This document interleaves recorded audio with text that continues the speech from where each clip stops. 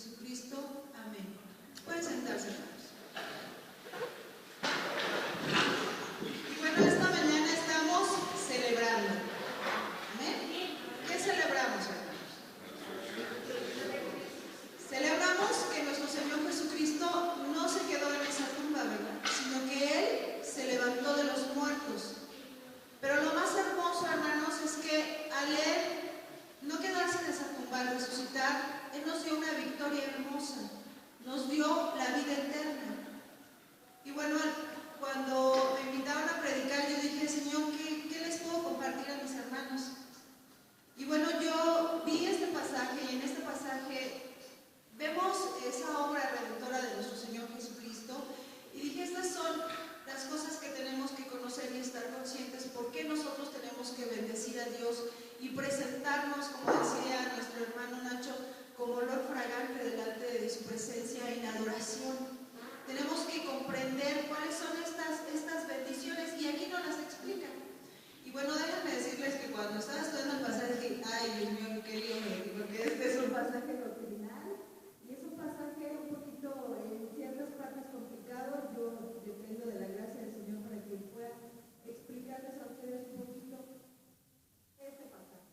Hermanos, en esta mañana vamos a ver que todo creyente debe glorificar a Dios por las bendiciones espirituales que le ha otorgado por medio de Jesucristo. Y bueno, la primera bendición que nosotros vamos a ver en este pasaje la vamos a encontrar en el versículo 3 al 6, y nos dice que el creyente es escogido y adoptado por medio de Jesucristo. Y bueno, esta carta de los Efesios, en dos versículos anteriores, el apóstol Pablo empieza, como empiezan muchas de sus epístolas, saludando a los hermanos. Y se presenta como dice apóstol de Jesucristo, por la voluntad de Dios, a los santos y fieles que están en Jesús. Pablo nos dice aquí en esta diferente carta, una vez que Dios se presenta y saluda, en el versículo 3, vemos que Pablo irrumpe en una doxología, en una alabanza que viene, que expresa el sumo gozo que tiene por comprender, hermanos, todas las verdades que están expresadas en este capítulo.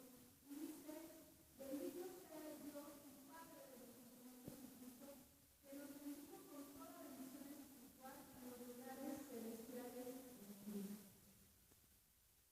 El apóstol Pablo, entonces, celebra, hermanos, él está en este punto donde su corazón estalla de gozo al comprender estas bendiciones maravillosas que Dios ha otorgado, que Dios ha dado, ¿a través de quién?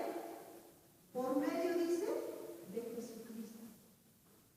Y nos dice aquí, hermanos, que estas bendiciones, dice, bendito sea el Dios y Padre de nuestro Señor Jesucristo, que nos bendijo con toda bendición espiritual. ¿Qué quiere decir? Estas bendiciones, hermanos, son espirituales. No son bendiciones materiales, sino son específicamente bendiciones que vienen del cielo. Dice, bendiciones, nos bendijo con toda bendición espiritual en los lugares celestiales en Cristo. Quiere decir, hermanos, que estas bendiciones son bendiciones que Dios nos ha otorgado, son bendiciones espirituales, de esa esfera donde Dios se mueve en lo espiritual. Y nosotros pudiéramos a lo mejor comprenderlo un poquito cuando decimos a veces, es como si Dios nos diera a conocer un pedacito de cielo aquí en la tierra, que Él bajara las cosas que son de allá, lo celestial, para nosotros. Mucha gente dice, bueno, es que aquí en la tierra solo sufrimos, ¿no? Pero no, el Señor nos dice, estas bendiciones que yo les he otorgado son bendiciones espirituales, dice, de los lugares celestiales en Cristo Jesús. Versículo 4 nos dice, según nos escogió en Él antes de la fundación del mundo,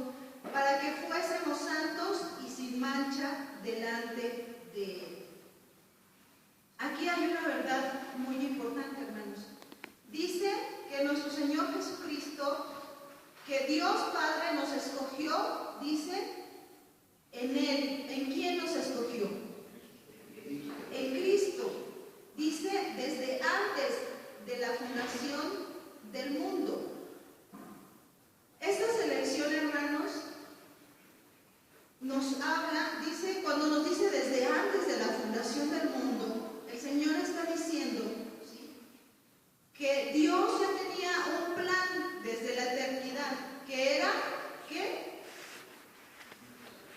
El plan redentor. Y a través de ese plan redentor que Él otorga, Él está eligiendo, Él está seleccionando a todos aquellos que van a aceptar ese plan redentor. Él, en su omnisciencia, Él sabe quiénes van a aceptar este plan redentor. No quiere decir que Dios fue el pedazo, ¿no? De que tú sí, tú no, tú sí, tú no. No fue así, sino que el Señor dice que en su plan redentor, en ese plan que Él ya tenía desde la eternidad, porque tenemos que entender, hermanos, que Dios no tiene límites de tiempo ni de espacio. Entonces dice que Él nos eligió, nos seleccionó a través de ese plan redentor. Por eso dice en Él, en Cristo Jesús. Con un propósito específico seleccionó. ¿Para qué dice? Para que fuésemos santos y sin mancha delante de Él. La selección entonces del creyente ha sido con el propósito de poner a los elegidos aparte del resto del mundo y dotarlos de cualidades espirituales que los distinguen de este e identificarlos como pertenecientes a Dios. Dice entonces el Señor elige, ¿para qué? Para tomar a un pueblo y apartarlo del mundo, pero lo más impactante aquí es que el Señor va a dotar, dice, de capacidades o cualidades espirituales que van a hacer que este pueblo pueda distinguirse del resto del mundo. Que este pueblo pueda caminar siendo un pueblo apartado para Dios, un pueblo sin mancha. Cuando nosotros decimos que somos santos, ¿es algo cierto? Porque somos, dice, aquí es donde Él está haciendo esta obra en nosotros. Nos seleccionó, nos apartó a través de la obra de Jesucristo, de esa obra redentora, y entonces dice, con el propósito de hacernos santos y sin mancha.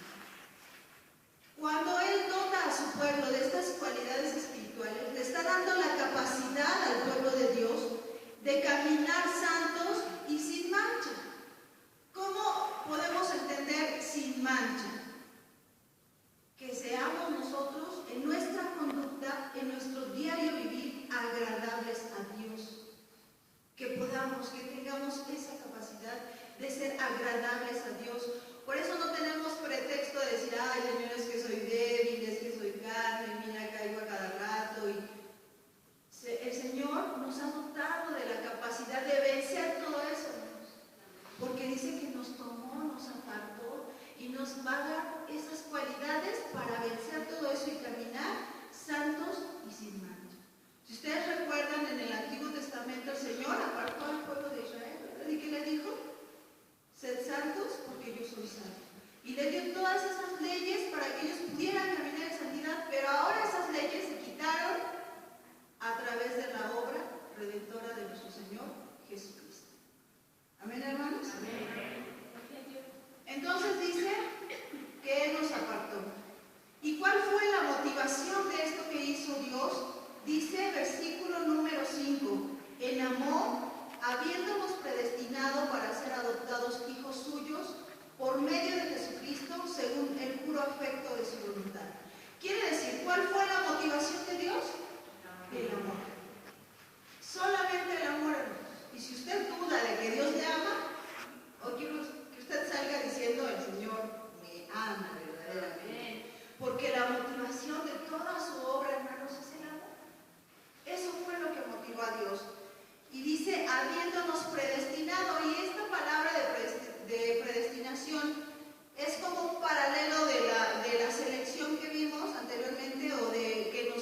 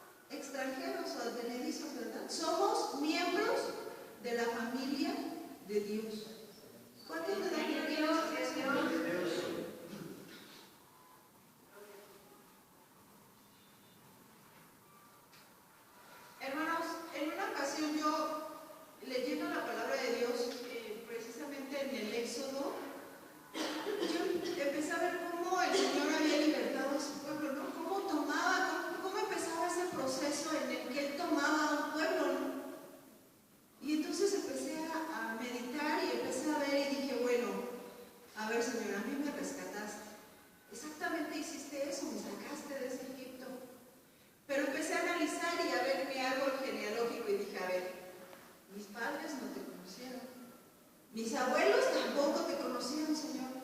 Y seguramente mis tatarabuelos y etcétera, etcétera, no te conocían, Señor. Y en medio de ese árbol genealógico yo podía ver ese fruto de no conocer a Dios como vidas destruidas por el